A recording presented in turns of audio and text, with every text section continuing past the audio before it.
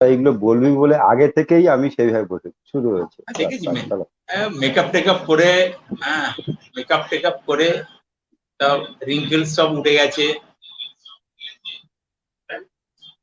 শুরু হয়েছে, বলো হ্যাঁ, সঙ্গীতা, বলো।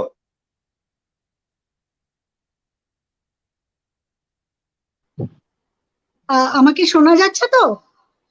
এইবার শোনা গেল। হ্যাঁ, নমস্কারটা শুনতে পাইনি নমস্কার। আমরা আবার। নমস্কার, সবাইকে স্বাগত। ইছাপুর আলেয়া আয়োজিত ওয়েবিনার আমরা আরম্ভ করছি এখন থেকে 1 ঘন্টা আমরা আপনাদের সাথে থাকবো, আপনারাও থাকুন আমাদের সাথে।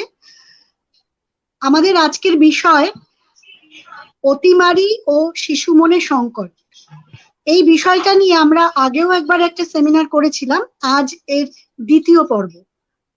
আজকে আমাদের সাথে থাকছেন, বক্তব্য রাখবেন শ্রী আশিস দাস, নির্দেশক, নকশা গোবরডাঙ্গা, এবং শ্রী দেবাশিস মজুমদার, মোটিভেশনাল স্পিকার। এবং ইছাপুর আলেয়ার পক্ষ থেকে এই সমগ্র অনুষ্ঠানটা সঞ্চালনার দায়িত্বে রয়েছেন শ্রী দীপক মিত্র। 1 ঘন্টা আর আমাদের সাথে থাকুন। আমি দীপক মিত্রকে বলছি অনুষ্ঠানটা আরম্ভ করার জন্য। নমস্কার। সকলকে নমস্কার এবং স্বাগত জানাচ্ছি। খুব একটা কঠিন সময়ের মধ্যে দিয়ে আমরা চলেছি দীর্ঘদিন ধরে। এই পথ চলা কবে শেষ হবে আমরা কিন্তু সত্যি জানি না, কেউ জানি না, কারোর কাছে মনে হয় এর উত্তর নেই। বড়রা তবুও তাদের মতো করে খানিকটা সামলে নেবার চেষ্টা করছেন, বিভিন্ন রকম পথে হাঁটার চেষ্টা করছেন সমস্যা থেকে বেরোবার, কিন্তু সমস্যা খুবই গভীর, যার ফলে পথ আরো কঠিন, অনেক জটিল। বড়দের কাছে যদি জটিল মনে হয় এ পথ, তাহলে শিশুর কাছে, যার মনে এখনো জটিলতা ঢুকেনি, যে জীবনের প্যাচ পয়জার জানে না, জীবনকে সরল ভাবেই জানে, যে তার কাছে এটা তো একটা গভীর অন্ধকারের। স্বাভাবিকভাবেই এই অন্ধকার তাদের জীবনে, তাদের মনে, তাদের যাপনে বিভিন্ন রকম ভাবে প্রভাব বিস্তার করছে। এবং যাদের বাড়িতে ছোটরা রয়েছেন তারা একটু লক্ষ্য করবেন, বা যারা ছোটদের নিয়ে থাকেন, ছোটরা আর আগের মতো আচরণ করছে না। ছোটরা হাসছে কম, খেলছে কম, গানের সুর কম। সকলের যে এরকম হচ্ছে তা নয়, একটা বড় অংশ এরকম একটা অন্ধকার, যার ফলে তাদের মানসিক বিকাশ প্রায় স্তব্ধ। লেখাপড়াতেও তার প্রভাব, বাড়িতে তো প্রভাব আছেই। বাড়িতে যারা খুব কাছে থাকেন তারা বুঝতে পারেন যে ছোটরা বাইরে বেরোলে হয়তো একরকমের আচরণ করে, কিন্তু বাড়িতে, বাড়ির কাছের মানুষগুলোর সাথে প্রতিক্রিয়া জানায়, সেটা কখনো কখনো খুব বিষাক্তক, মারাত্মক। এখান থেকে ছোটরা যদি ভালো না থাকে, আমাদের মতো মানুষেরা তারা কিন্তু পথ খুঁজে পাবে। এই অতিমারী সংকট শুধু আমার দেশে তো নয়, এটা সারা পৃথিবী জুড়ে এর যে বিস্তার, এর যে আক্রমণ, সারা পৃথিবীর মানুষই একই রকম ভাবে আছে। হয়তো প্রযুক্তিগত ভাবে কেউ কেউ অনেক এগিয়ে আছেন আমাদের থেকে বলে তারা হয়তো একরকম ভাবে সামলাচ্ছেন। আমাদের ছেলে মেয়েরা, আমাদের গ্রাম, অবসর, বস্তি, বিভিন্ন জায়গার যে শিশুরা আছে, তাদের হাতে সবসময় সব প্রযুক্তি বাতাসে সমর্থ। তাহলে তাদের তো আরো কঠিনতর অবস্থাতে দাঁড়িয়েছে। এইসব কথা ভেবেই গত বছরই আমরা ইছাপুর আলেয়ার পক্ষ থেকে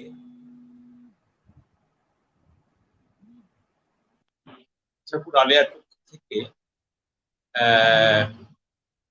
একটা আলোচনা সভার আয়োজন করেছিলাম, অতিমারি ও শিশু মনের সংকট। সেখানেও দেবাশিস বাবু ছিলেন, ছিলেন আমাদের আর এক বন্ধু মনোবিদ মোহিত রণবিদ। আমরা খোঁজার চেষ্টা করেছিলাম যে কিভাবে এই পথ, এই অন্ধকার থেকে বেরোনো যায়। কিছু কিছু সমাধানের সূত্র এসেছিল, সেগুলো কাজে লাগানো হয়েছিল, কিছু কিছু ফল পাওয়া গেছে।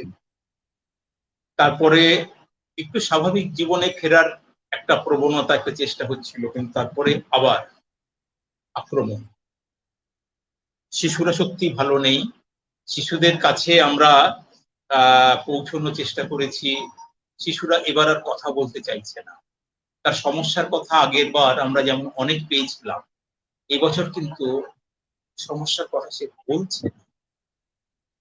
অভিভাবকের সাথে কথা বলে জানা যাচ্ছে যে আগে যেমন তারা খেতে ভালোবাসছিল, আজ এটা খাবো কাল ওটা খাবো, এই গান শুনবো, এই খেলা খেলবো, বাড়ির সকলের সাথে কথা বলবো, একে ফোন করবো, তার সাথে কথা বলবো, ছাদে উঠে একটু হাঁটবো, এবারে সেটাও কমে যাচ্ছে। যে শিশু কি গতবার হাঁটছিল, ছাদে খেলছিল, এবার কিন্তু খেলতে চাইছে না। অথবা এখান থেকে আমরা বেরোবো কি করে? আসলে প্রশ্ন খুব কম এসেছে, সেজন্য আর একদম ধরে ধরে প্রশ্নে যাচ্ছি না। প্রশ্ন সাধারণত এইভাবেই এসেছে যে এর মধ্যে পড়াশোনাটা কি করে চলবে, যেখানে শিক্ষককে দেখা যাচ্ছে না, পাশের বন্ধুকে দেখা যাচ্ছে না, আমার সহপাঠীকে দেখতে পাচ্ছি না, সে খুনসুটি হচ্ছে না, সম্পর্ক তৈরি হচ্ছে না, সেখান থেকে তাদের মানসিক বিকাশের এবং নিজের প্রকাশের কতটা অসুবিধা। এবং আরেকটি শিশুর কথা বললাম একটু আগে, যে সে খুব একটা কমিউনিকেট করতে চাইছে না, মা বাবার সাথেও কথা কম বলছে, ছাদে বেড়াতে যাওয়ার কথা বলতে যাচ্ছে না, কোনো একটা জায়গায় আসার বিষয়ে তার খুব আনন্দ জাগতো, ইদানিং তাতে সে খুব একটা প্রতিক্রিয়া দেখাচ্ছে না। তা আমরা পেয়েছি আমাদের মধ্যে দুজন এমন মানুষ যারা একজন থিয়েটারে সম্পৃক্ত, দীর্ঘদিন ধরে তার অভিজ্ঞতা, পথ হাঁটছেন, ভারতবর্ষ ব্যাপী তার পরিক্রমা, এবং শুধু বড়দের নয়, তার পাশাপাশি শিশু কিশোর যুবক যুবতী, এদের মধ্যেও তার যাতায়াত, তাদের মধ্যে সম্পর্ক, তাদের মনের অলিন্দে ঢুকে পড়া, তাদের অন্ধি সন্ধি জানার চেষ্টা তিনি দীর্ঘদিন ধরে করে যাচ্ছেন। আমাদের অন্যতম বন্ধু গোবরডাঙ্গা নকশার নির্দেশক আশিস দাস, তার কাছে শুনবো প্রথমে। তারপর এই মোটিভেশনাল স্পিকার আমাদের কনিষ্ঠ বন্ধু দেবাশিস মজুমদার আছেন, দীর্ঘদিন ধরে কাজ করে যাচ্ছেন। ইতিমধ্যে একটি ভালো থাকার একটি বই, ইবুক, মানে ডিজিটাল মাধ্যমে প্রকাশ করেছেন, যে 500টি, সেখানে 500-র মতো সেখানে কিছু সূত্র আছে, কিছু কথা আছে, যেগুলোতে আমরা হয়তো একটু ভালো থাকতে পারি। চেষ্টা করে যাচ্ছে মনে ওনার মতো করে, অনেকটাই, অনেককে ধরে অনেক মানুষের সাথে যোগাযোগ করছেন। উনি সংস্কৃতির বিভিন্ন বিষয়ের সঙ্গে খোঁজে রাখেন, যুক্ত থাকেন, এবং মানুষের সাথে মানুষের সম্পর্ক যাতে আরো ভালো হয় সেই চেষ্টা মানে নিবিড় ভাবে করে যান। এই দুজন মানুষ আমাদের মধ্যে রয়েছেন। আমরা প্রথমে একটু শুনে নিই শিশুদের এই মন, শিশুরা কি করে ভালো থাকতে পারে। এই সংকট থেকে মুক্তির পথ সত্যি আমরা সেভাবে বলতে পারছি না, কিন্তু তবুও এই সংকটকে ধরে নিয়েই, সংকটের মধ্যে থেকেই আমরা কি করে ভালো থাকতে পারি, আমাদের শিশুকে কি করে ভালো থাকতে পারে, আমার পরিবেশে যেসব শিশুরা আছে তারা কি করে পারে, এই বিষয়ে একটু শুনি আমাদের বন্ধু আশিস দাস, আশিসের কাছে। আশিস।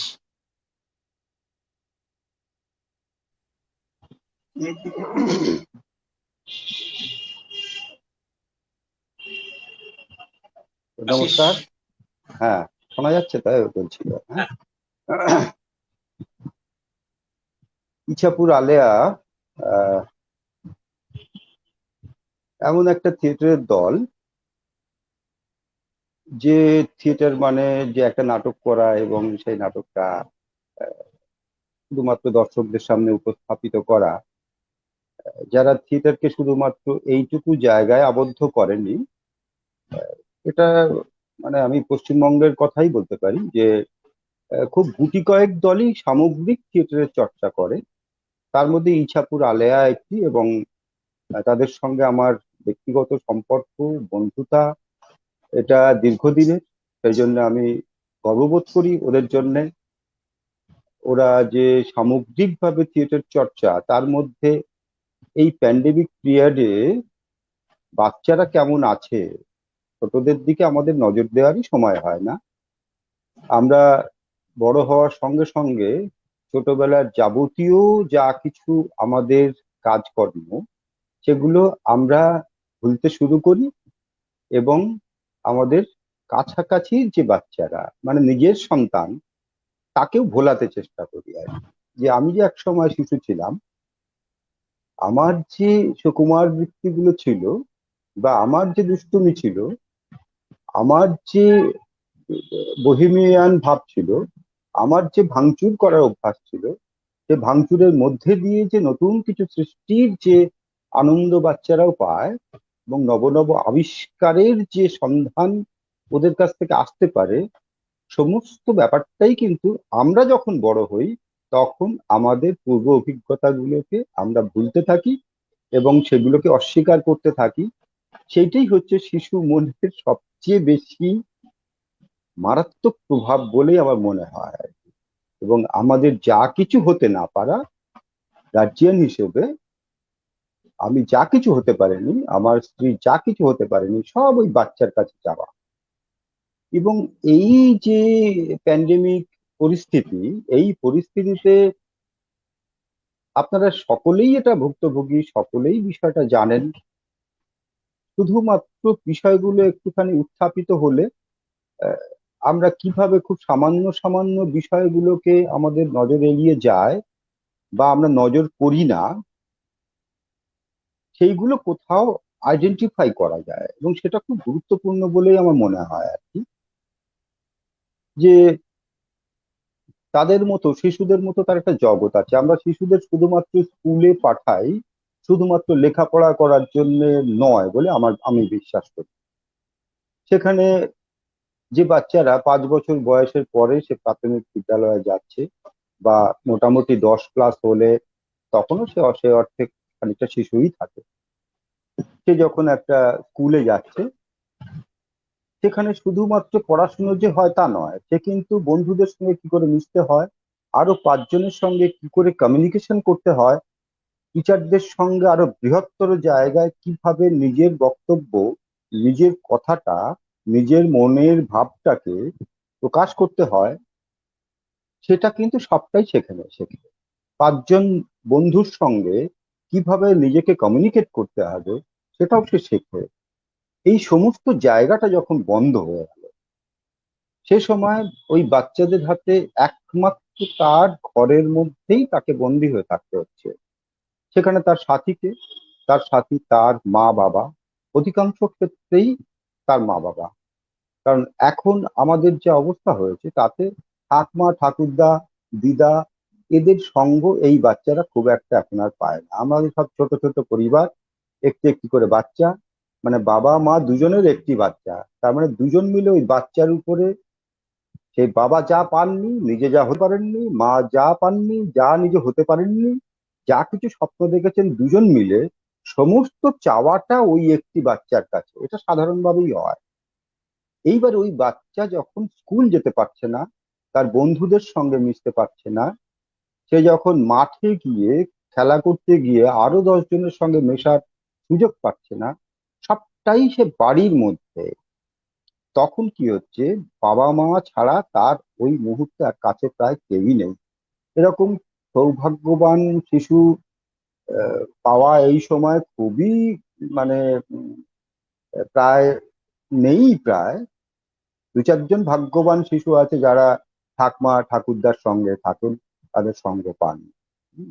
কিন্তু তাদের ওই যে বুকে জড়িয়ে নিয়ে ব্যঙ্গমা ব্যঙ্গমীর গল্প, এবং সেই গল্প থেকে তারা ওই ছোট বয়সে, আমি এই বলতে বলতে আমি নিজে মনে করতে পারি যে আমি যখন আমার দাদুর কাছে সন্ধেবেলায় গল্প শুনতে বসেছি আমরা, তার সব নাতি নাতনিরা সকলে মিলে, অনেকে মিলে, 8-10 জন মিলে, তখন সে যে গল্পটা বলে তার যে ভিজুয়ালস আমার ভেতরে ভেতরে তৈরি হয়, এবং আমি নিশ্চিত জানি আমরা যে 10 জন মিলে শুনতাম প্রত্যেকের কাছেই কিন্তু সেই ভিজুয়ালস গুলো আলাদা আলাদা ছিল। নিজস্ব কল্পনার জগৎ দিয়ে, নিজের ভাবনা দিয়ে তার যে ছবির যে বিস্তার ঘটতো, সেই বিস্তারের সুযোগ কিন্তু এই বাচ্চাদের এমনিতেই নেই। তারপরে এই পরিস্থিতিতে অন্য কোনো অ্যাসোসিয়েশন নেই, বন্ধুদের সঙ্গে গল্প করার সুযোগ নেই, সে একদম ঘরের মধ্যে, এবং তার যা কিছু বলার সবটাই বাবা মাকে বলতে হচ্ছে। এবং এই পরিস্থিতিতে আপনারা সকলেই জানেন বাবা মায়ের কি হলো, যে ব্যাংকে চাকরি করেন বা যে স্কুলে পড়ান বা যে অন্য কর্মক্ষেত্রে কাজ করেন, সবাইকে বাড়ি বসে ওয়ার্ক ফ্রম হোম করতে হচ্ছে। তার মানে বাবা মা বাড়িতে থাকলেও তাকে কিন্তু তার পেশাগত জায়গা থেকে তাকে সর্বক্ষণ ব্যস্ত থাকতে হচ্ছে। সে আর বাচ্চাদের সঙ্গে মিশতে গেলে নিজেকে শিশু হতে হয়, নিজেকে ওই জায়গায় নামিয়ে নিয়ে এসে বাচ্চাদের সঙ্গে, বাচ্চারা পিঠে উঠবে, আমি তখন গরু হব, বাবা গরু হবে, আর সেই গরুর পিঠে ওই বাচ্চা উঠবে। বাবা কোনো পরিস্থিতিতে গরু হবে না, ছাগল হবে না, ঘোড়া হবে না, গাধা হবে না, কারণ বাবা তো বাবাই, এ তো অনেক কিছু জানে। কিন্তু আমরা যে প্রতিনিয়ত বাচ্চাদের কাছ থেকে শিখি, এইটা যদি আমরা মাথায় না রাখি, তাহলে যে সমস্যাটা, বাচ্চার অন্তরে যে কি খেলা করছে, তার ভেতরে যে অনন্ত আকাশ, সেই আকাশে সে রামধনুর হাড় দেখে। আপনি রিয়েলিটিতে গিয়ে রামধনুর হাড় দেখতে পাবেন না। সে তার ছবিতে ছবিতে একটা বেগুন আঁটবে, বেগুনটা লাল করে দেবে। তা তার কল্পনায় বেগুন লাল হয়েছে, সে কখনোই ওই বেগুনি রং দেবে না। তার মনে হচ্ছে যে বেগুনটা লাল হলেই ভালো লাগে, তো সে তাই করবে। এখানে ওই রিয়েলিটির সঙ্গে ওদের কোনো সংযোগ ঘটানোর দরকার নেই। ওদের এই কল্পনার সঙ্গে একটা বাস্তববাদী মানুষ কোনোভাবেই নিজেকে কমিউনিকেট করতে পারবে না। তার মানে কি, সে তার কল্পনা প্রবণ মনটার বিস্তার কি সাংঘাতিক। তার তল খুঁজে পাওয়া আমাদের মতো যারা বাবা হয়ে উঠেছি বা বড় হয়ে উঠেছি, সো কল্ড বড়, ওই বাচ্চার মনের গভীরে প্রবেশ করা অত্যন্ত কঠিন। তার জন্য নিজেকে আগে ছোট হতে হয়। আমরা বাচ্চাদের সঙ্গে যখন খেলি, বাচ্চাকে যখন আদর করি, তখন কি বলি, বু বু বু বু বু বু বু, আদর করি তো। হুম, নানা রকম ভাবে আওয়াজ করে করে তাদের সঙ্গে আদর করি, নানা রকম অ্যাক্টিভিটিস করি, যেটা আমি নই। কিন্তু আপনি ভেবে দেখুন, আপনি একটি বাচ্চার সঙ্গে যখন এই কমিউনিকেশনটা করছেন, কতক্ষণ আপনি ওই জায়গাটাকে ধরে রাখতে পারছেন। এই যে বৃদ্ধ মানুষরা ঠাকুরদা ঠাকুমার কাছ থেকে ওরা যে আশ্রয়টা পায়, ওরা যে ওম সহ কোলটা পায়, সেটা একটা, সেটা যারা পাননি তারা বুঝতে পারবেন না। এবং সত্যি সত্যি আজকের সময়ের বাচ্চারা তো সেই অভিজ্ঞতা তাদের হলো না। প্রায় অধিকাংশ বাচ্চাদেরই সেটা হলো না, কারণ আমরা নিউক্লিয়াস করে ফেলেছি। আমরা সব বাচ্চাদের বড় করতে চাই, তাদের মানে ভবিষ্যৎ সুদৃঢ় করতে চাই। আমরা বাচ্চাদের ওই মানে সে বইয়ের দিকে তাকিয়ে পড়বে, তার মা মেখে খাইয়ে খাইয়ে দেবে মুখে, মানে বই থেকে তার মুখ তোলার সময় নেই। মুখ দিয়ে জানলা দিয়ে যে চোখ দিয়ে তাকিয়ে দেখবে রাস্তায় একটা মানুষ পড়ে আছে কিনা, সে সুযোগ তার নেই। হ্যাঁ, তো আমরা এইভাবে ওই বাচ্চাদের কিন্তু আলটিমেটলি অতি স্নেহে খানিকটা স্বার্থপরের মতোই তৈরি করি। এই সিস্টেমের মধ্যে দিয়ে আমরা চলছি। তাহলে সেই বাচ্চা যখন বিদেশ যাবে, অনেক বড় হবে, বাপ মা গর্ব করে বলবে যে আমার ছেলে অমুক জায়গায় আমেরিকায় থাকে, হ্যাঁ, অস্ট্রেলিয়ায় থাকে, ইটালিতে থাকে, সে এই পড়ছে। তো সে তো দেখেছে যে পাশের বাড়ির বাচ্চাটা বা রাস্তায় যখন কেউ পড়ে আছে, তখন এই বাচ্চাকে তার মা মুখ ঘুরিয়ে ওই রাস্তার দিকে তাকাতেই দেয়। তাহলে তার মা কি করে আশা করে ওই বাচ্চা যখন আমেরিকায় আছে বা ইটালিতে আছে, মা বাথরুমে পড়ে গেলে ওই বাচ্চা তার অফিস ছুটি করে দুম করে সে মার কাছে চলে আসবে? কারণ বাচ্চাকে তো সেইভাবে তৈরি করা হয়নি। এই প্যান্ডেমিক পিরিয়ডে কিন্তু আমরা আরো বেশি বেশি করে বুঝতে পারছি যে কি কঠিন পরিস্থিতির মধ্যে দিয়ে, তাহলে ওই বাচ্চা বাড়িতে আছে, সে বাবার কাজে ডিস্টার্ব করছে, কারণ সে তো একা হয়ে যাচ্ছে। তাহলে তাকে আমি কি করে নার্সিং করব? তাকে এখন ওই অনলাইনে পড়াশুনো করতে হচ্ছে। তাহলে এইবার বাচ্চারা দেখবেন, আমি যখন মোবাইলে কিছু পারি না, আমার বাড়িতে যে 6 বছরের বাচ্চা আছে সে আমাকে বলে দাও আমি করে দিচ্ছি। তাহলে সে তো ওই টেকনোলজি সম্পর্কে অনেকটা ওয়াকিবহাল, এমনকি লক স্ক্রিন সে নানা রকম ভাবে এদিক ওদিক করে টোরে সে খুলে ফেলছে, এবং সে মেমোরিতে রাখছে যে কি করে আমি 20 বার চেষ্টার পরে কিভাবে খুললাম, সেটা পর্যন্ত সেই মেমোরিতে লাগছে, এবং ঠিক দ্বিতীয়বার ঠিক ওইভাবে খুলে ফেলছে। তাহলে এইটা কিন্তু ওরা করছে, এবং সেটা আপনি খুলতে খুলতে খুলতে খুলতে কোথায় চলে যাচ্ছে সেটা তো সবসময় আপনার নিয়ন্ত্রণে নেই।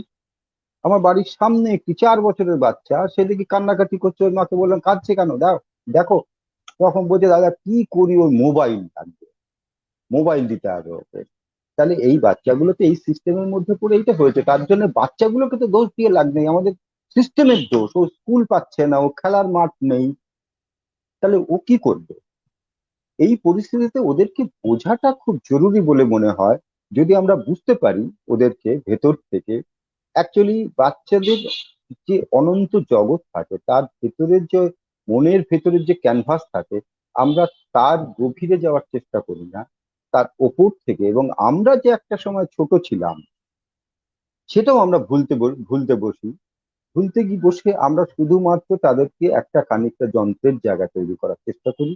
এবং এই প্যান্ডেমিক পরিস্থিতিতে বাচ্চাগুলোর যে কি অবস্থা, এই সময় প্রথম যখন আমাদের লকডাউন হয়, তার পরবর্তীতে এই সময় এসে বাচ্চাদের, এই যে দীপক যেটা বললেন, সেটা খুব ইম্পর্টেন্ট কথা। এই সময় বাচ্চারা চলো একটু বেরিয়ে আসি, ও যেতে চাইছে না, ওর মন খারাপ, ও মন মরা, কিন্তু ও কিছু বলছেও না। এটা কিন্তু খুব মারাত্মক, ওর মনের গভীরে কি চলছে, এটা একটা খুব কঠিন সংকটময় পরিস্থিতির মধ্যে দিয়ে আমরা আছি। ওকে সব সময় যে সঙ্গ দিয়ে এটা হচ্ছে, ওকে ওর সঙ্গে কথা বলতে গেলে এটা যে মিটিয়ে ফেলা যাচ্ছে এমন নয়, ও যে সবসময় বলছে এমনটা নয়। ওকে অনেক সময় দূর থেকেও অবজার্ভ করতে হচ্ছে, ওকে বোঝবার চেষ্টা করতে হচ্ছে। কিন্তু সবকিছুর মধ্যে বাবা মায়ের তো অনেকের চাকরি চলে গেছে, তাকেও তো তার পেটের সন্ধান, বাচ্চার ভবিষ্যৎ, খাওয়া দাওয়া, দৈনন্দিন রুজি রোজগার, এই সবটা নিয়ে ভাবতে হচ্ছে। এর মধ্যে দিয়ে কি করে বিষয়টা হবে, তাহলে তো তার বাবা যে বাচ্চাকে সময় দেবে তারও তো কোথাও মাথার উপরে ওই প্রেশারটা রয়ে গেছে। কি করে আগামী দিনে ওই বাচ্চার খাবার আসবে, বা ওর একটা কিছু অসুবিধা হলে, একটা চিকিৎসার প্রয়োজন হলে সেটাই বা কিভাবে আসবে? এই সমস্ত বাচ্চা তো এত বোঝে না, বাচ্চা বোঝেই না এত কিছু। তাহলে তার মনের মনের যে সমস্যা সেটা কিভাবে সমাধান হবে? সেইখানে একজন অভিভাবক বা বড়রা তাদেরকে নিচে নেমে এসে ওই বাচ্চাদের মনের কাছাকাছি সব সময় তার সঙ্গে কথা বলে নয়, কখনো কখনো তাকে দূর থেকে অবজার্ভ করে সে কি চাইছে, কখনো একেবারেই রবাহুতের মতো তার সঙ্গে কোথাও ইনভলভ হয়ে যাওয়া, সে বাচ্চা যেন টেরই না পায় যে তার সঙ্গে আমি খেলতে লেগে গেলাম। যে ওর সঙ্গে যদি আপনি খেলতে যান, ও এখন সেটাতেও প্রোটেস্ট করছে, না আমার সঙ্গে খেলতে হবে না। তাহলে এবং এবং বাড়িতে যদি কোনো ক্রাইসিস হয়, সেটা যে বাচ্চা বুঝতে পারছে না এটাও কিন্তু নয়, তার ভেতরেও সেই এফেক্টটা হয়। তাহলে সেইটা থেকে এই পৃথিবীর যাবতীয় এই যে বেকারত্ব হচ্ছে, আমাদের চাকরি চলে যাচ্ছে, কাজ নেই, আমি থিয়েটারের কাজ করতে পারছি না, স্কুল বন্ধ, যারা মাস্টারমশাই, যারা স্টুডেন্ট তারা কেউ স্কুলে যেতে পারছে না, এই যে একটা কঠিন পরিস্থিতি, এইটা থেকে ওদের কোথাও আরেকটু রিলিফ রাখা যায় কিনা। খুব কঠিন কাজ, কিভাবে সম্ভব? সেটা থিয়েটার অনেক কিছু পারে, কিন্তু এখন তো যেহেতু সরাসরি ইন্টারাকশনের সুযোগ কম, সেই জন্য সবার ক্ষেত্রেই এই কাজটা খুব চ্যালেঞ্জিং। কিন্তু এই চ্যালেঞ্জটা আমাদের নিতেই হবে, কারণ ছোটরা, একদম ছোটরা, ওদের মানসিক স্বাস্থ্য ভালো থাকাটা খুব জরুরি। সেটা আমাদের সবাইকে খুঁজতে হবে। এইটুকু বলে আমি আপাতত শেষ করলাম। দীপক বাবু, আপনি শুরু করুন। মাইক্রোফোনটা অফ আছে দীপকের। হুম।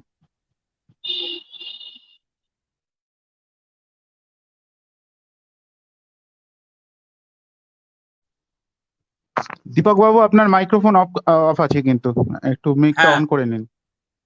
এবার দুষ্টু আছে, এবার শোনা যাচ্ছে তো?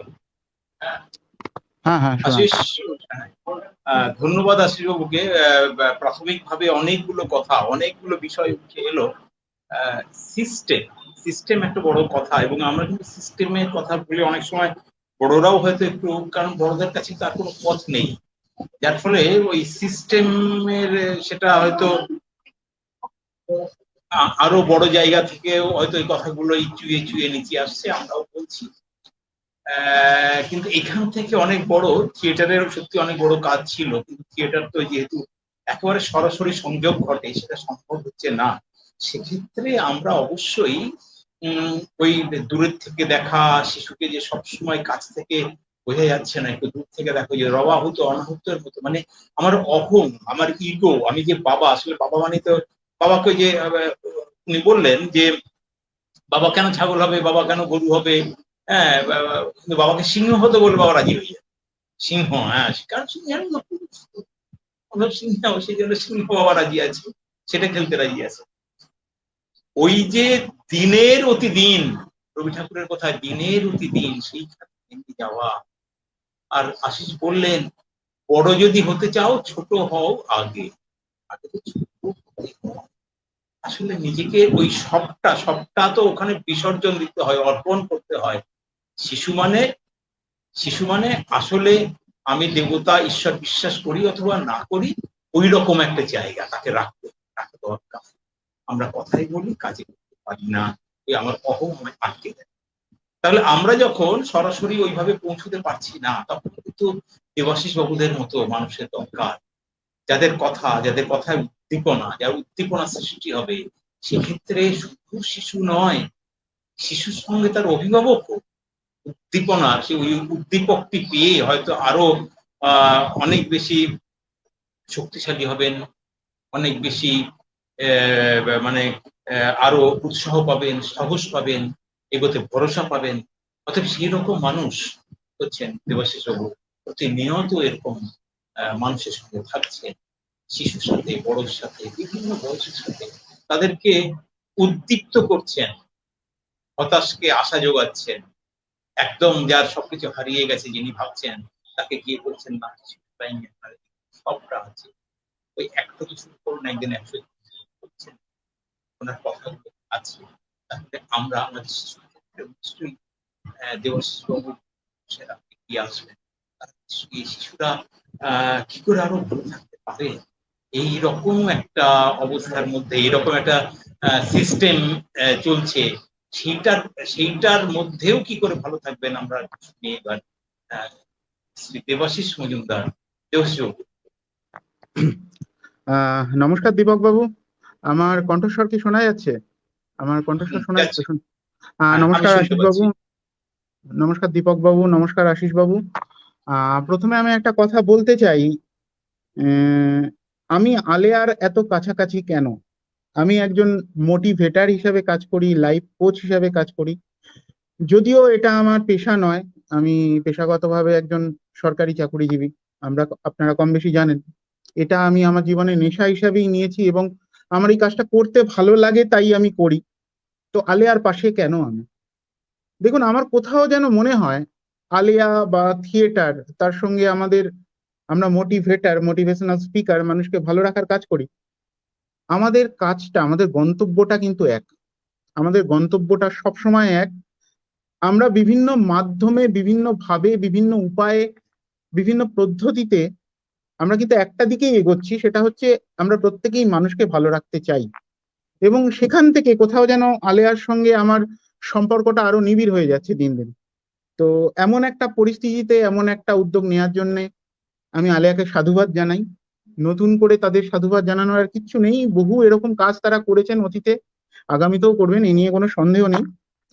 তো আমি আস্তে আস্তে প্রশ্নটায় ঢুকি, যে এই পরিস্থিতি, দেখুন, একজন মোটিভেটার হিসাবে, একজন মোটিভেশনাল স্পিকার হিসাবে বা অনুপ্রেরক হিসাবে আমি একটা সিম্পল কথা বুঝি, এটা লাইফের ফিলোসফি, আমাদের জীবনের দর্শন। সেটা হচ্ছে, যে পরিস্থিতি আমাদের আয়ত্তে নেই, যেই পরিস্থিতি আমরা বদলাতে পারবো না, যেই পরিস্থিতিতে আমরা কিছু বদলে দিতে পারবো না, সেই পরিস্থিতিতে বেঁচে থাকার, টিকে থাকার, আশেপাশের মানুষজনকে ভালো রাখার সবচেয়ে ভালো উপায় হচ্ছে নিজেকে বদলে নেওয়া। একটা ছোট্ট বিষয়, হয় বদলে দাও, আর যদি না পারো তবে নিজে বদলে যাও। এই যে আজকে পরিস্থিতি তৈরি হয়েছে, এখানে কি সত্যি আমরা কোনোভাবে দায়ী? আমি দায়ী, দীপক বাবু দায়ী, আলেয়া দায়ী, আশিস বাবু দায়ী? আমরা কেউ দায়ী নয়। আমরা কিন্তু কেউ চাইনি এই পরিস্থিতিটা তৈরি হোক, এবং আমাদের না চাওয়াতেও তৈরি হয়ে গেছে। সত্যি আমাদের কোনো ভূমিকা নেই, আমাদের কোনো গুরুত্ব নেই, আমরা কিচ্ছু করিনি, আমরা উদ্দীপক হিসেবে কাজ করিনি, আমরা ক্যাটালিস্ট হিসেবে কাজ করিনি, কিন্তু তৈরি হয়ে গেছে। এবং তৈরি যখন হয়ে গেছে, তাতে আমাদের কোনো দায়িত্ব ছিল না, আমরা খুব সহজে কিন্তু এটাকে বদলাতেও পারবো না। এবং বদলাতে না পেরে কোথাও যেন আমাদের মধ্যে একটা হতাশা তৈরি হচ্ছে। আমরা চাইছি একটু ভালো থাকতে, কিন্তু পারছি না ভালো থাকতে, তার জন্য হতাশা। আমাদের জীবিকা নিয়ে আমাদের হতাশা, আমাদের সারা দিন নিয়ে আমাদের হতাশা, আমাদের স্বাভাবিক জীবনযাত্রা আটকে গেছে তা নিয়ে আমাদের হতাশা, আমরা যেটা চাইছি সেটা হচ্ছে না তা নিয়ে আমাদের হতাশা। চারিদিকে হতাশা, চারিদিকে অবসাদ, এবং এই অবসাদটা ক্রমশ আমাদের গ্রাস করছে। এবং ভেবে দেখবেন, আমরা যে বড়রা, আমরা যে গার্জিয়ানরা, আমাদের হতাশাটা গিয়ে কোথাও যেন আমাদের শিশুদেরও গ্রাস করছে। ওরা কিন্তু এতটা প্যারামিটার বোঝে না। এই যে আশিসবাবু এত সুন্দর করে বলেছেন, এত ভালোভাবে বলেছেন, আমি ওই জায়গাটা ছেড়ে না একটু অন্যভাবে বলতে চাইছি, বিষয়টাকে অন্যদিকে টাচ করাতে চাইছি। ওরা কিন্তু এতগুলো প্যারামিটার বোঝে না যে কেন হতাশ। ওদের কাছে হতাশা, আমি বন্ধুদের কাছে যেতে পারছি না, আমি আমার টিচারের সঙ্গে কমিউনিকেট করতে পারছি না, আমি স্কুলের পরিবেশ থেকে দীর্ঘদিন দূরে রয়েছি, এগুলো ওর হতাশার কারণ। কিন্তু বাবা মার মধ্যে যে কারণে হতাশা হচ্ছে, জীবিকা নিয়ে, ভবিষ্যৎ চিন্তা নিয়ে, অনিশ্চয়তা নিয়ে, এগুলো কিন্তু ওদের গ্রাস করছে না। আর কোথাও গিয়ে যেন বাবার হতাশ মুখটা দেখে, মার হতাশ মুখটা দেখে, বাবাকে সারাদিন চুপ করে বসে থাকতে দেখে, বাবাকে একদম ডিমোটিভেটেড দেখে, ওরাও কোথাও যেন হতাশ হয়ে যাচ্ছে, এবং ওদের হতাশার যে লেভেলটা আছে না, এটা বেড়ে যাচ্ছে। আমাদের এই দিকটা নিয়ে একটু ভাবা উচিত। আমরা বদলাতে পারবো না, কিন্তু আমরা একটা জিনিস খুব ভালো বদলাতে পারি, সেটা হচ্ছে আমার ভবিষ্যৎ, আমার শিশুটা, যাকে নিয়ে আমার এত স্বপ্ন, যাকে নিয়ে আমার এত চিন্তা, তাকে কি করে একটু ভালো রাখা যায়। দেখুন, হতাশ হয়ে কোনো লাভ হবে না। জীবনে যে কোনো পরিস্থিতি, যে কোনো কঠিন পরিস্থিতি, আমি ব্যক্তিগতভাবে মনে করি সেই মুহূর্তে যেন মনে হয় আমরা এটা পেরিয়ে আসতে পারবো না, আমাদের পক্ষে পেরিয়ে আসা সম্ভব নয়। কিন্তু যদি আমাদের অপটিমিজম, আমাদের আশাবাদ একটু তীব্র হয়, আমরা কিন্তু আস্তে আস্তে বেরিয়ে আসি। হয়তো এই পরিস্থিতিরও শেষ আসে, কিন্তু শেষ হতে হতে আমরা কটা কাছের মানুষকে হারাবো, কাকে হারাবো, আমাদের কি পরিস্থিতি যাবে, এগুলো নিয়ে অনিশ্চয়তা থাকবে। কিন্তু এত অনিশ্চয়তার মধ্যেও আমার আরেকটু বেশি হতাশা কিন্তু আমার শিশুটাকে কোনো সাহায্য করবে না, আমার শিশুটাকে আরো হতাশার অন্ধকারে ডুবিয়ে দেবে। আমি যতদূর বুঝি, এখান থেকে বেরিয়ে আসার একমাত্র উপায় সেই শিশুর অভিভাবককেই নিতে হবে। আর কেউ এই এই দায়িত্ব, এই জায়গাটা তৈরি করতে পারবে না, যেটা একজন অভিভাবক করতে পারে। একজন অভিভাবক, একজন বাবা, একজন মা তার শিশুকে যেভাবে চেনেন, আর পৃথিবীর কারুর সেভাবে চেনা সম্ভব নয়। আমাদের শিশুটার সঙ্গে আরেকটু বেশি শিশু হয়ে মিশতে হবে। ওই ইগো, ওই আমার মধ্যে আমি ওটা হব না, এই বোধগুলো না একটু তাড়াতে হবে। কারণ একটা জিনিস মাথায় রাখবেন, ওরা ভালো থাকলে কিন্তু আমরা ভালো থাকি। ওরা যদি একটু হাসি মুখ রাখে, দিনের শেষে, সারা দিনের ক্লান্তির শেষে কোথাও যেন মনে হয় আরেকটু যদি আরেকটু বুঝি বাঁচার রসদ পেলাম, আরেকটু বুঝি আগামী কালটা ভালো হবে, আরেকটু বুঝি আগামী কালটা সুন্দর হবে। সারাদিনের ক্লান্তি আমাদের সঙ্গে, আমরা প্রত্যেকে কোনো না কোনো ফিল্ডে, কোনো না কোনো ভাবে হতাশ হয়ে বাড়ি ফিরছি। অফিসের হতাশা, আমাদের নিজস্ব হতাশা, আমাদের চাওয়া পাওয়ার হতাশা, এগুলোর মধ্যে থেকে হতাশ হয়ে যখন বাড়ি ফিরি, ওই বাচ্চাটির একটি মুখ, বা তাকে যখন বুকে জাপটে ধরি, তার একটা হামি আমার গালে এসে পড়ে, বা তাকে তাকে দেখি সে চিল্লিয়ে বাবা বলছে বা মা বলছে, বা হাসতে চাইছে, খেলতে চাইছে, কোথাও যেন সারাদিনের ক্লান্তিতে আমরা ভুলে যাই। এখান থেকে একটা জিনিস বোঝা যায়, বাচ্চাটাকে আরেকটু ভালো রাখতে হবে। এক এবং একমাত্র উপায়, বাচ্চাটাকে আমাকে ভালো রাখতেই হবে। তার জন্য আমায় যতদূর যাওয়া দরকার আমায় যেতে হবে, আমায় যতটা করা দরকার আমায় করতে হবে, আমার যতটা এফোর্টের দরকার আমায় করতে হবে। আমাকে হিউম্যান বিং থেকে যদি সুপার হিউম্যান বিং হতে হয়, আমার বাচ্চার জন্য সেটুকু করতে আমি রাজি। আমাকে এইটা বুঝতে হবে। আর দ্বিতীয় কথা হচ্ছে, আমি চাইছি আমার বাচ্চা এইভাবে মানুষ হোক, জরুরি নয় আমার বাচ্চা এইভাবে মানুষ হবে। আমি ওর কাছ থেকে কি চাইছি, তার থেকে বড় কথা ওর জীবন থেকে কি চাইছে। একটা বাচ্চা, আমরা যদি খুব ক্লোজ ওকে অবজার্ভ করি না, একটু ক্লোজ ভাবে দেখি 5-6 বছরে কিন্তু বলে দেয় তার ভবিষ্যৎটা কেমন হতে চলেছে, বা ভবিষ্যতে সে কি করলে খুশি থাকবে। জীবন থেকে একটা জিনিস বুঝেছি, সাফল্যের থেকে অনেক বড় হচ্ছে সুখ। যে মানুষটা সুখী সে অটোমেটিক্যালি সাকসেসফুল। যে সুখী সে সাকসেসফুল, কিন্তু সব সফল মানুষ কিন্তু জীবনে সুখী নয়। সুখটা সবচেয়ে বড় ব্যাপার, এবং মানুষটা তখনই সুখে থাকে যখন সে তার নিজস্বতাকে আবিষ্কার করে নিজস্বতার উপর ভর করে তার জীবনটাকে অতিবাহিত করতে পারে। যে মানুষগুলো সুখী হয় যারা সেই নিজস্বতাকে আবিষ্কার করে ফেলেছে। আপনারা অনেকেই পেরেছেন, আপনারা বোঝেন এই জায়গাটা। থিয়েটার তো মানুষের নিজস্বতা, নিজের একটা জায়গা, নিজের একটা হিডেন ট্যালেন্ট। তো আপনারা অনেকে বুঝেছেন, কিন্তু আমাদের না কোথাও যেন তাদের ওই তুলনা প্রতিযোগিতার ফিল্ডে নিয়ে গিয়ে ফেলে।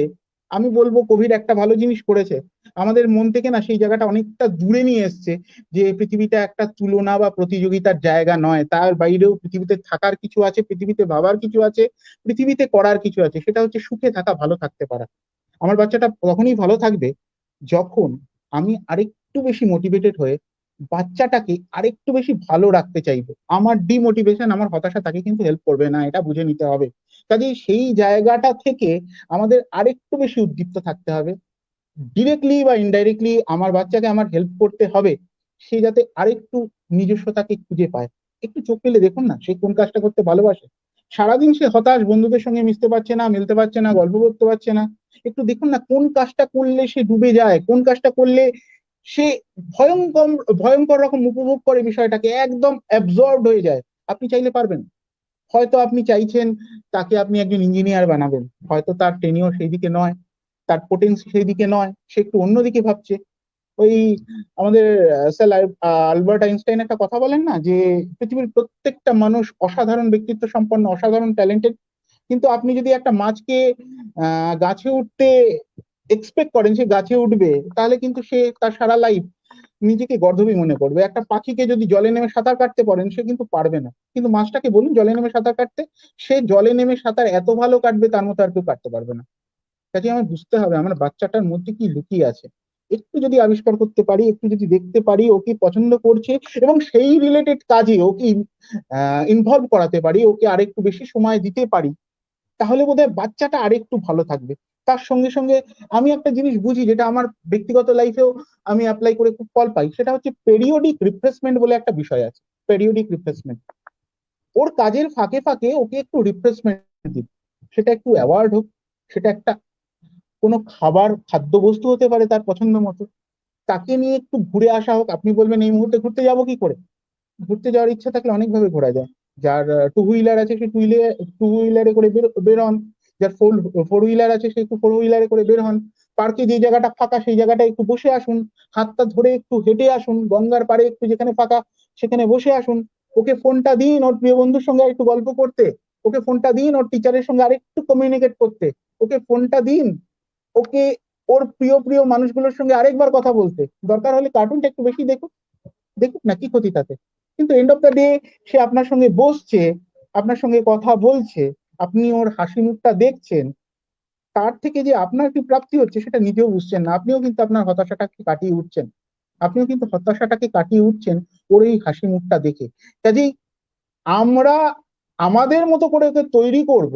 আজকের এই দিনে বোধহয় ডিমান্ড করে বেশি, ওর মতো হয়ে আমরা থাকবো, ওর মতো হয়ে ওর পৃথিবীতে আমরা অবতীর্ণ হব, ওর মতো করে ওকে একটু পাওয়ার চেষ্টা করব, ওর মতো করে ওকে কিছু দেওয়ার চেষ্টা করব, ওর মতো করে ওকে একটু রিফ্রেশ রাখবো, ওর মতো করে ওকে একটু মোটিভেটেড রাখবো।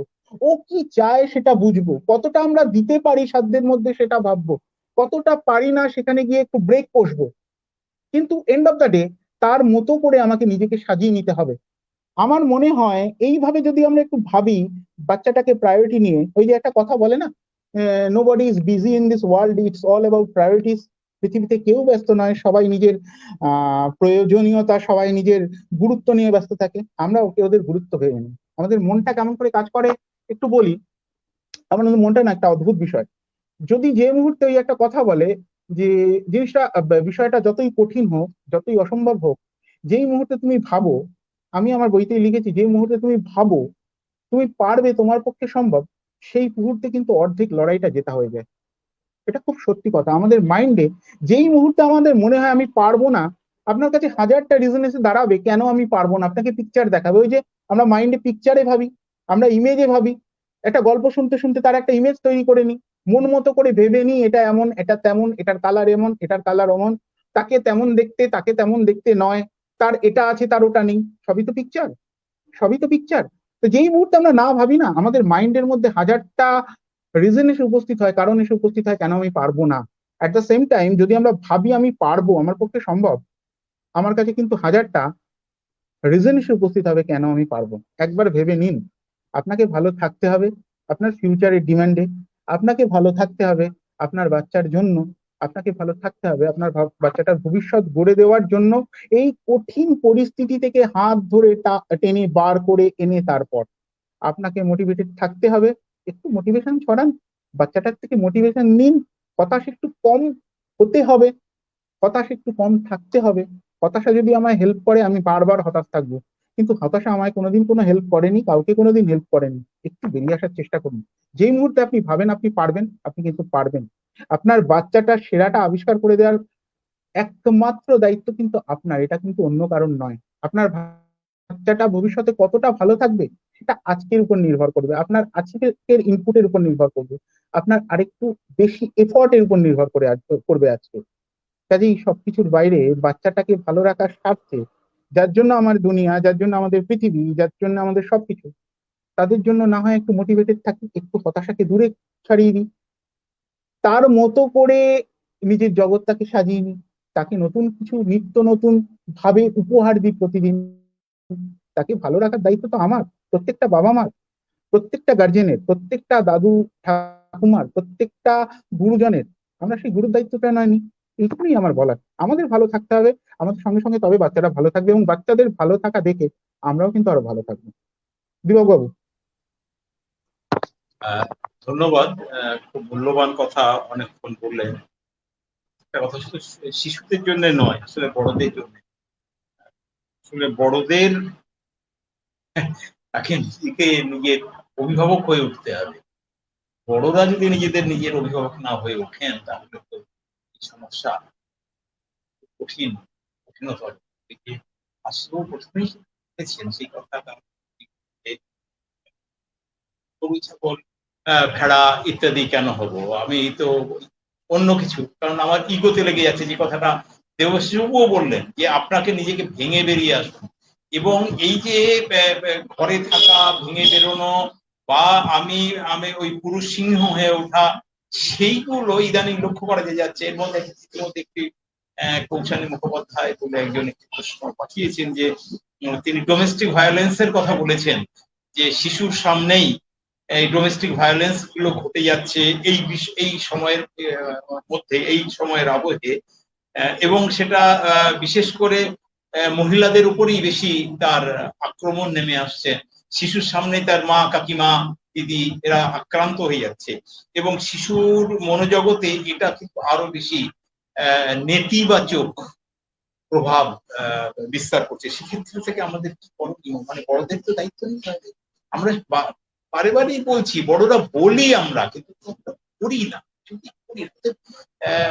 ঠিক আছে, তবুও আরেকবার যদি দেখি এই ডোমেস্টিক ভায়োলেন্স কি করে আমি নিজে হজম করা যায়, মানে যে বড় তাকে তো হজম করতে হবে বিষয়টা। ওই যে দেবশ্রী বললেন যে নিজেকে আরো সংযত করা, নিজেকে আরো বোঝা, বড়রা নিজেকে বোঝা, শিশুটিকে বোঝার আগে নিজেকে বুঝুন, কারণ এইরকম যে পরিস্থিতি জানতো না যে কখন। সেক্ষেত্রে আমরা এখন কি করতে পারি, সেখান থেকে বেরিয়ে আসবো। বড়দের একটু ভূমিকা, আসলে ভূমিকাটা শিশুর জন্যে, শিশুর ভালো থাকার জন্য বড়দের ভূমিকা, এটা একটু শুনি। আশিস বাবু।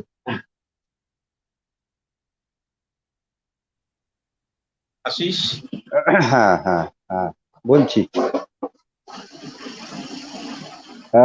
আসলে আমি প্রারম্ভে যেটুকু বলবার চেষ্টা করেছিলাম, তার মধ্যে না একটা কোথাও এই ধরনের ইঙ্গিত ছিল যে সত্যি সত্যি আমরা, দেবাশিস বাবু যে কথাটা বললেন যে আমরা ওদেরকে কি করতে চাই, তৈরি করে তৈরি করতে চাই সেটা আমরা ভেবে নিই আর কি।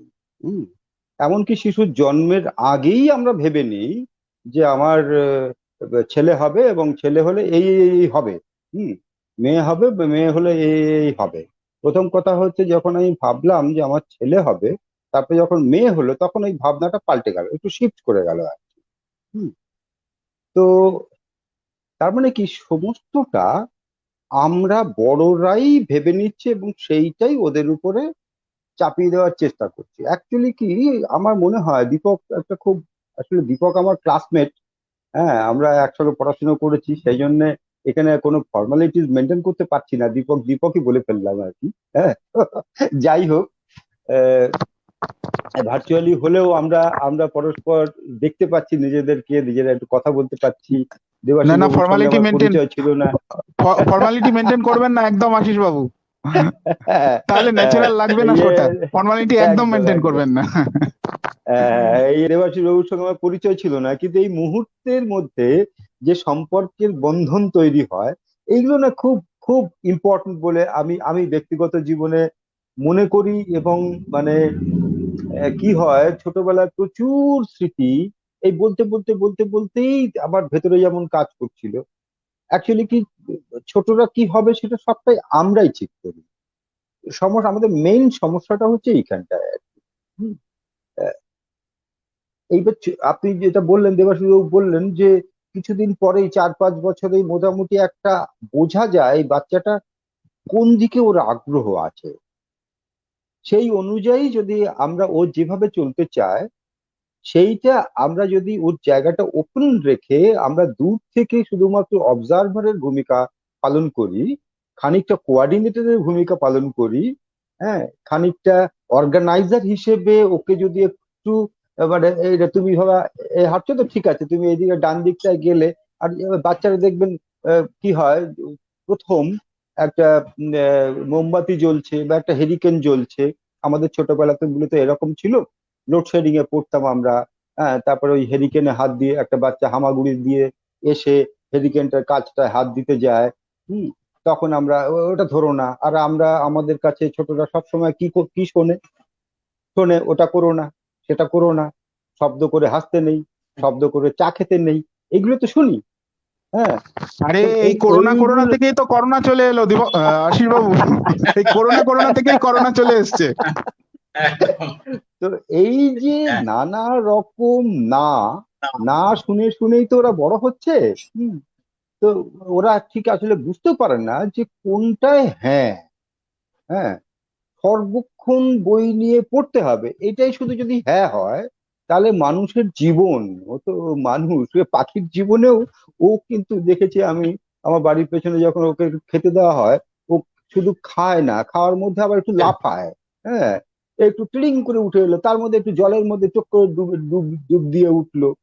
এই যে এটাই তো জীবনের প্রতীক, এতে তো স্বাধীনতা প্রমাণ আছে তার। হয় হ্যাঁ ওর জীবন আছে, প্রাণ আছে, ওর নিজের মতো একটা আহ, ভাবনা আছে। যত আসলে কি হয়, আমরা ছোটদের খালি বলি, খালি চাপিয়ে দিই, এটা এটা করা যাবে না, এটা তো প্রতিনিয়ত এটা শুনতে শুনতে আসলে কি হয়, ওরা যত বড় হতে পারতো, যত মানে, আপনি ভাবুন, একটা বাচ্চা যখন ছাদের উপরে দাঁড়ায় বা মাঠে দাঁড়ায়, তার তার মাথার উপরে অনন্ত একটা আকাশ, কত বড় বিশাল ব্যাপ্তি নিয়ে একটা স্পেসে ও থাকে। তার মানে ওর মাথার উপর থেকে ওই আকাশ পর্যন্ত ছোঁয়ার বাসনা তার ভেতরে ভেতরে তৈরি হয়। সেইটাকে আমাদের নার্চার করা দরকার। আর ওই কল্পনায় যত বড় হব আমরা, যত বুড়ো হব, ওই কল্পনার থেকে আমরা ক্রমশ সরতে থাকবো। অতএব সেইখানে ওই ছোটরা, ওই বাচ্চারা অনেক বেশি এগিয়ে। আমি একটা উদাহরণ দিই এই প্রসঙ্গে, সেটা আপনাদের খুব ভালো লাগবে। সেটা হচ্ছে, আমাদের দলে ওই ট্রেনিং এর ব্যবস্থা আছে, থিয়েটার ট্রেনিং হয়। তাতে আমরা কখনোই বলি না সেই ওই ট্রেনিংটা করলে সে সৌম্য মিত্র হবে বা উত্তম কুমার হবে বা অমিতাভ বচ্চন হবে, এরকমটা নয়। হুম। কিন্তু থিয়েটার কোথাও কমিউনিকেশন তো শেখায়, সে কমিউনিকেটর হিসেবে সে কোথাও একটা নিজেকে, তার নিজের কথাটা নিজে বলতে শিখবে। এইটুকু হলেই তার জীবনের একটা বড় শিক্ষা বলে আমি মনে করি সেইটুকুই হোক, তারপরে যদি কেউ অভিনেতা হয় হবে, না হলে পৃথিবীর কিচ্ছু ক্ষতি হবে না। হুম। একদম তো একদম এই যখন বাচ্চারা 5+ বয়স থেকে যখন বাচ্চারা ওখানে আসে, আমাদের রেপার্টরি যখন কোনো প্রোডাকশন হয়, প্রথম দেখার সুযোগ ওই বাচ্চাদের। আপনারা শুনে অবাক হবেন যে একটা একটা প্রোডাকশন যখন তার ফার্স্ট শোটা মানে ক্লোজ ডোরটা যেটা হচ্ছে, তার প্রথম দর্শক হচ্ছে বাচ্চারা। এবং বাচ্চারা দেখার পর ওই নাটক সম্পর্কে তার টেকনিক্যাল জায়গা, হয়তো টেকনিক্যাল টার্ম ইউজ না করেই ওরা বলছে, কিন্তু তার ছোট ছোট সূক্ষ্মাতি সূক্ষ্ম টেকনিক্যাল জায়গা থেকে, তার টেক্সটের জায়গা থেকে, তার অভিনয় রীতি থেকে, আহ, সমস্তটা ওরা এত ডিটেলে, যেটা হয়তো আমাদের চোখ এড়িয়ে গেছে, ওরা এত ডিটেলে সেগুলো বলতে থাকে। এবং ওই যে বললাম, যদি আপনি নিজেকে সিংহ মনে না করেন, তাহলে ওদের ওইগুলো যদি নিয়ে নেন, আর আমার থিয়েটারে তো প্রতিনিয়ত ওই বাচ্চাদের মানে ইনপুটটা সাংঘাতিক ভাবে কাজে লাগে। এবং ওরা যে ওটা দেয়, ওইটা যখন ওটাকে গ্রহণ করা হয়, তখন ওই বাচ্চারা সম্মানিত হয়, ওদের বলবার ঠিক আগ্রহটা আবার তৈরি হয়। ঠিক আমি শুধু ঠিক বলছি না ওদের খুশি করার জন্য আপনি নিয়ে নেবেন, কিন্তু ওরা ওরা যখন বলবে কে আশিস দাস, কে দীপক মিত্র, কে শুভেন্দু মজুমদার, ওদের কাছে এগুলো কিছু যায় আসে না। কিন্তু বড়রা যখন আমরা বলবো, তখন শুভেন্দুর কোনো কাজ সম্পর্কে সমালোচনামূলক কথা বলতে গেলে আমাকে 4বার ভাবতে পারছে, শুভেন্দুটা রাগ করবে না তো? বাচ্চা কিন্তু ওটা একবারও ভাববে না, রাগ করো করো, না করো না করো, যা খুশি করো, আমি আমার কথাটা পরিষ্কার বলে দেবো।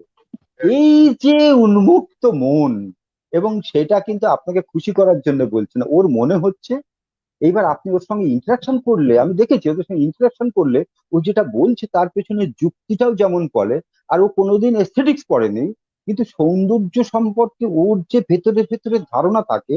আসলে ওই এস্থেটিক্স যখন আমরা মাস্টার ডিগ্রিতে গিয়ে পড়ি না, তখন আমাদের বলা হয় এটা বিরাট কঠিন।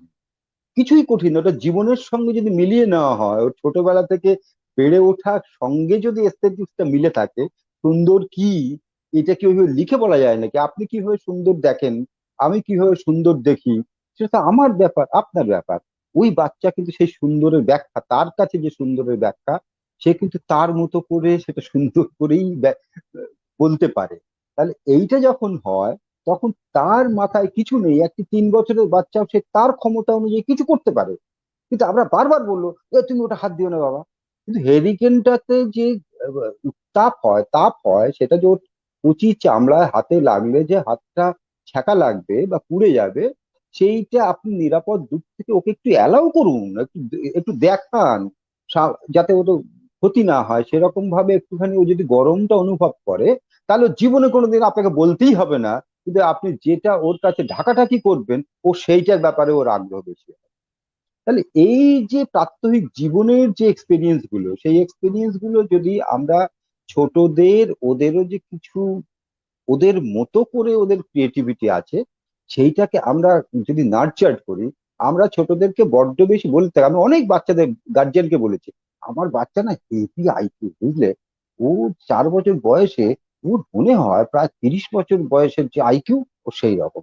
সেই বাচ্চার সর্বনাশ হলো বলে ওর যতটুকু প্রাপ্য সেটুকু আপনাকে নিশ্চয়ই করতে হবে। আর দেখবেন এই দীপক নিশ্চয়ই জানে, এই বাচ্চাদের যে কাজ হয়, আমরা নর্মালি গার্জিয়ান অ্যালাউ করি না, কিন্তু কখনো কখনো তারা কাজের মধ্যে ঢোকে, সেটা অনেক সময় হয়ে যায়। বা একটা টেকনিক্যাল রিহার্সালে তখন, একটা যখন শো টেকনিক্যাল রিহার্সাল হচ্ছে হলে, তখন গার্জিয়ানরা থাকে। দীপক সারা জীবন দিয়ে, তার থিয়েটারের চর্চা দিয়ে, তার এডুকেশন দিয়ে, তার থিয়েটারের অভিজ্ঞতা দিয়ে কিভাবে বাচ্চাদের ট্রেন করতে হবে সেটা শিখেছে, নিজের অভিজ্ঞতা দিয়ে, নিজের জীবন দিয়ে। একজন গার্জিয়ান, সে বাচ্চা নিয়ে এসছে, 3 মাস হয়েছে, গার্জিয়ান দীপককে বলে দেবে অনায়াসে, আপনি ওটা নিয়ে টেনশন করবেন না, ও আমি ঠিক বাড়িতে তৈরি করে দেবো। মানে ওই ওই গার্জিয়ান মানে, সে যখন একটা চাকরি করছে বা সে যখন একটা প্রফেশনে আছে, আপনি দেবাশিস বাবু আপনি একটা প্রফেশনে আছেন, আপনার প্রফেশনাল স্কিল, এবং তার জন্য আপনি যে দীর্ঘ যাত্রার মধ্যে দিয়ে এই জায়গাটা এসছেন, এইটাকে কোনো রকম সম্মানই করা হলো না। একজন ডাক্তার, সে বলে দিচ্ছে যে হয়তো গার্জিয়ান হয়তো ডাক্তার, সে বলে যে ও হয়ে যাবে, ও পেরে যাবে, ও করে দেবো, আমি শিখিয়ে দেবো। মানে ডাক্তার শিখিয়ে দেবে অভিনয়টা আর কি। তো এই সব করেই হচ্ছে আমরা মানে বাচ্চাদের সর্বনাশ করি। অতএব ওদেরকে অনেক বেশি অ্যালাউ করতে হবে। আপনি দেখবেন কোনো বাচ্চা খেলতে খেলতে পড়ে গেছে, ও ফার্স্ট পেছন ফিরে দেখবে কেউ দেখলো কিনা, ওর মা দেখলো কিনা, ওর ঠাম্মা দেখলো কিনা। যখন দেখলো দেখেনি কেউ, ও তখন কিন্তু আস্তে আস্তে এদিক ওদিক তাকিয়ে আস্তে আস্তে নিজে উঠবে, উঠে আবার খেলতে লেগে যাবে।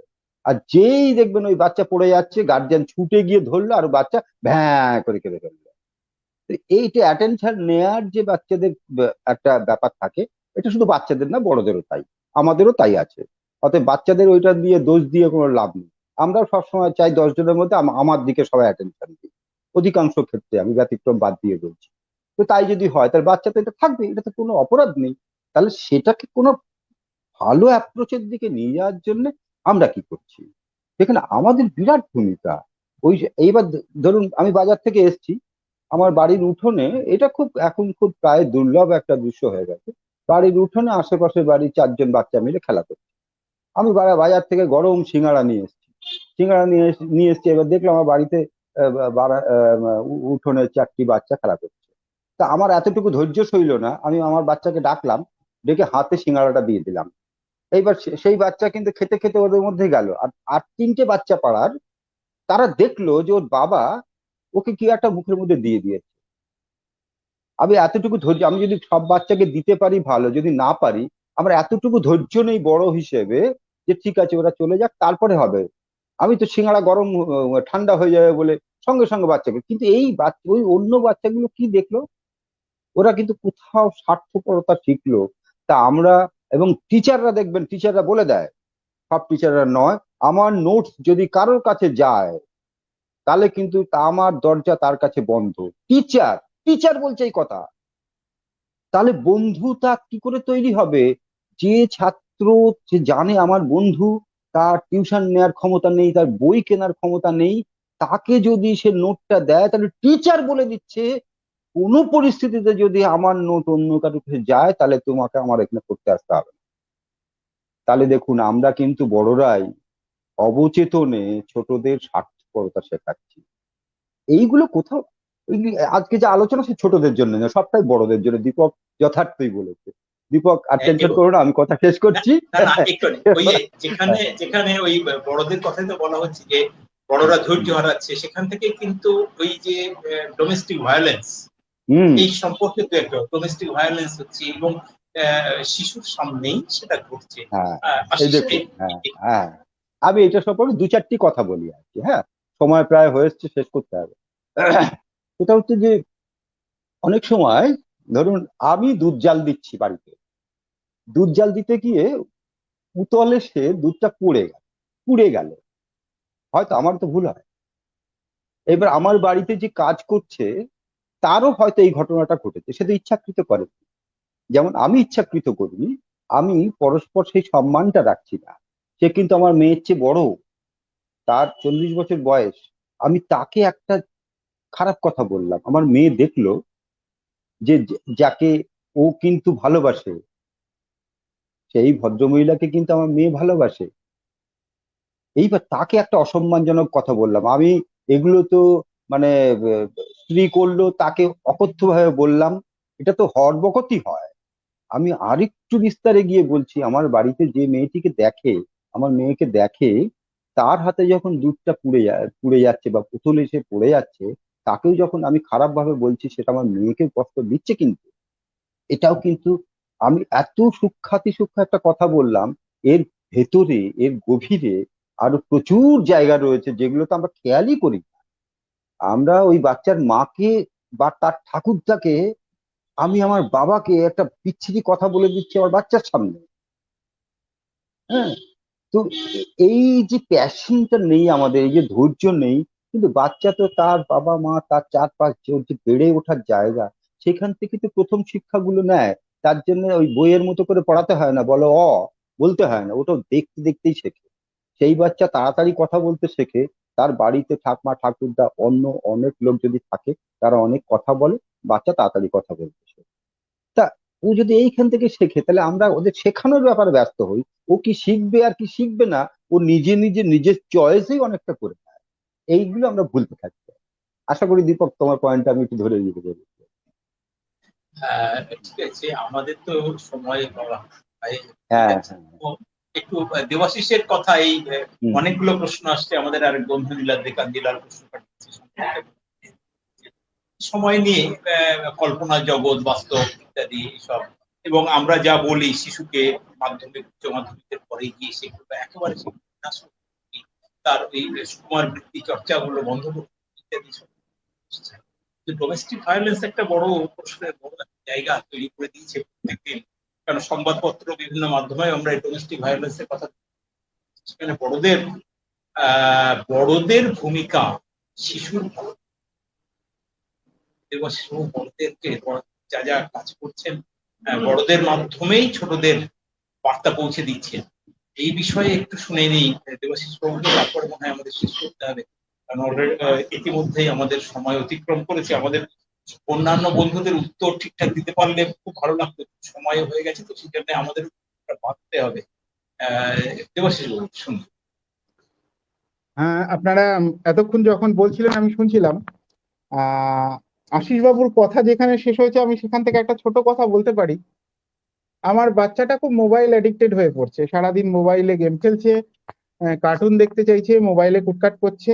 আমি সারাদিন তাকে বকছি আর আমার হাতে মোবাইল। এটা কি শোভা পায়? একটু ভাবার বোধহয় সময় এসছে। আপনি যে কাজটা নিজে করছেন তাতে তাকে বকছেন, এটা কেমন ব্যাপার আর কি? তো যদি তাকে বাধাই দিতে হয়, যদি তাকে বারণই করতে হয়, নিজের হাতের মোবাইলটা নিচে রেখে তারপর বারণ করুন। আপনি দৃষ্টান্ত স্থাপন করুন, আপনার বাচ্চা আপনাকে ফলো করতে বাধ্য। এটাই একটা বিষয়। আর ডোমেস্টিক ভায়োলেন্স নিয়ে আমি দুটো কথা বলবো। দেখুন, এই বিষয়টা না দুটো লোকেরই কম বেশি আমি কোনো তুলনামূলক ব্যাপারে যাব না, কম বেশি একটু দায়িত্ব থাকে। যে লোকটা ডোমেস্টিক ভায়োলেন্স করছে, আমি নিজের জীবন থেকে একটা জিনিস বুঝেছি, আমরা যখন কারোর উপর রাগ দেখাই আমরা যখন কারোর উপর নিজের ফ্রাস্ট্রেশনটা দেখাই, হতাশাটা দেখাই, সেটা কিন্তু অনেকাংশেই নিজের হতাশাটাই প্রকাশ করি। তার কাজের জন্য তার প্রতি কতটা আমি রাগ দেখাচ্ছি, তার প্রতি কতটা ভায়োলেন্ট হচ্ছি, তার থেকেও নিজের না পাওয়া চাওয়াগুলো, মানে কি বলবো, অপ্রাপ্তিগুলো, নিজের হতাশাগুলো, নিজের ব্যক্তিগত জীবনের ফ্রাস্ট্রেশন গুলো কতটা কাজে লাগছে সেটা একটা ব্যাপার। লোকটাকে এটা বুঝতে হবে, আমি যখন কাউকে বকছি, কাউকে শাসন করছি বা কারোর উপর ভায়োলেন্ট হচ্ছি, এটা কি আমার নিজের ফ্রাস্ট্রেশনের বহিঃপ্রকাশ হয়ে যাচ্ছে না? নিজের হতাশার বহিঃপ্রকাশ হয়ে যাচ্ছে না? নিজের চাওয়া পাওয়া না পাওয়া গুলোর বহিঃপ্রকাশ হয়ে যাচ্ছে না? এই জিনিসটা ভাবলে বোধহয় একটু সংযত হওয়া যায়, একটু সংযত। স্পট ডিসিশনের কথা আমি বলছি, সাম্প্রতিক সিদ্ধান্ত, সেই মুহূর্তের সিদ্ধান্তটা বোঝায় একটু পজ হয়। আর যে ডোমেস্টিক ভায়োলেন্স সহ্য করছে তাকে আমি একটা কথা বলবো, প্রত্যেকটা লোকের চাওয়া না পাওয়া এগুলো থাকে, প্রত্যেকটা লোক হতাশ হয়ে বাড়ি ফেরে, বা তার মধ্যে অনেক হতাশা আছে। যখন এরকম ব্যাপারটা হচ্ছে, তার পয়েন্ট অফ ভিউ থেকে এই পৃথিবীর অধিকাংশ সমস্যার সমাধান হয়ে যায় আমরা যদি অন্য মানুষটার পয়েন্ট অফ ভিউ থেকে, অন্য মানুষটার দৃষ্টিকোণ থেকে তার জুতোয় পা রেখে তার দিকটা একটু দেখার চেষ্টা করি। যদি একটু দেখার চেষ্টা করি, হয়তো বোঝা যেতে পারে মানুষটা তার হতাশা বহিঃপ্রকাশ করছে আমার উপর। আমার এরকম টেম্পটেশন গুলো, আমার এরকম ভাবে এক্সপ্রেশন গুলো না দেখালেও হয়। কিন্তু যখন সেটা বেড়ে যায়, যখন সেটা একতরফা হয়ে যায়, যখন সেটা নিয়মিত হয়ে যায়, তখন বোধহয় প্রতিবাদ করতেই হয়, তখন বোধহয় সেই নেগেটিভ মানুষটার থেকে একটু দূরে সরে যেতেই হয়। এই দুটো জিনিস মাথায় রাখতে হবে। আমার রিয়াকশনটা, আমার আমার প্রতিক্রিয়াটা কতটা ভেবে, কতটা যথার্থ, এই ব্যাপারটা বোধহয় একটু ভাবার দরকার আছে। এটা মননে ভাবার দরকার আছে, এটা চিন্তনে ভাবার দরকার আছে, এটা ভাবা প্র্যাকটিস করার দরকার আছে। একটা সিম্পল লাইন, লাস্ট লাইন আমি বলতে চাই, অন্য মানুষটার দৃষ্টিকোণ থেকে, তার দৃষ্টিভঙ্গি থেকে, তার পারসেপশন থেকে, তার পার্সপেক্টিভ থেকে যদি আমরা পৃথিবীকে বা পরিস্থিতিকে দেখি, পরিস্থিতি বোধহয় আমাদের সঠিক প্রতিক্রিয়া দেখানো শিখিয়ে দেয়। এটা কিন্তু জীবন থেকে শিখতে হবে। কাজেই ভায়োলেন্স হচ্ছে, হয়ে যাচ্ছে, বারবার হচ্ছে বা হবে, এতে দুই পক্ষেরই একটা ভূমিকা আছে। দুই পক্ষে সচেতন হতে হবে, সংযত হতে হবে, নাহলে আলটিমেট স্টেপ নেওয়া ছাড়া কিছু উপায় থাকে না। এটাই আমি বলবো। দীপক বাবু। ধন্যবাদ। ভীষণ ভালো আলোচনা চলছে, আলোচনাটা চালাতে পারলে মনে হয় ভালো। আমাদের শেষ করতেই হবে। প্রশ্ন এসেছে নীলাদ্রি আমাদের ছিল বাস্তব জগৎ এবং শিশুর কল্পনার জগতের সাথে এই সংঘর্ষে আমরা আবার পরবর্তী আলিয়া এই যে বিষয়টা, এই যে আলোচনা অতিমারি এবং শিশু মানুষ, এটা আরো চলবে, আমরা এগুলো নিশ্চয়ই আরো আলোচনা করব। আর একটা জিনিস তো বোঝা যাচ্ছেই যে আসলে আশিস বললেন যে পাখি যখন খায় তখন সে একবার ডিগবাজি খাচ্ছে, লাফাচ্ছে।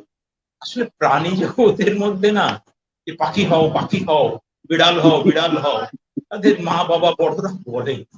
সেই জন্য সে আপন জগতে সে নিজের মতো ওই এস্থেটিক্স তার মধ্যে এসে যায়, অদ্ভুত। আর আমাদের তো বলে তো আসলে মানুষ হও, মানুষ হও। আরে মানুষকে মানুষ হতে হবে, এর থেকে বড় আরে মানে হাস্যকর বলে মনে হয় আর কি। ওই মানুষ করতে গিয়ে সর্বনাশ হয়ে যাচ্ছে।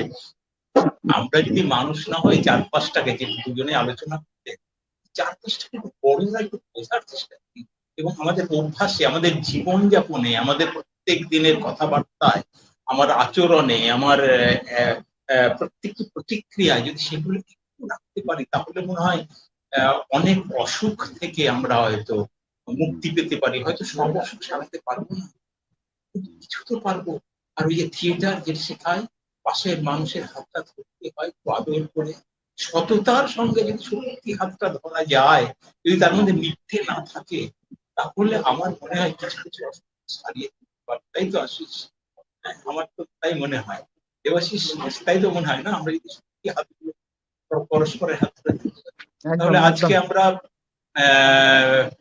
আমরা তাহলে আমাদের দুই বন্ধুকে আমাদের কৃতজ্ঞতা, আমাদের অভিনন্দন এবং ধন্যবাদ জানিয়ে আজকের অনুষ্ঠান আমরা শেষ করছি। দর্শকদেরও বলছি, আপনারা আবার পরবর্তী সময় আমাদের সাথে থাকবেন, আমাদের এই আলোচনা চলতেই থাকবে।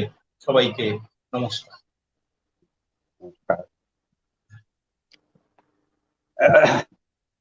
আজকে সন্ধ্যাটা এইভাবে কাট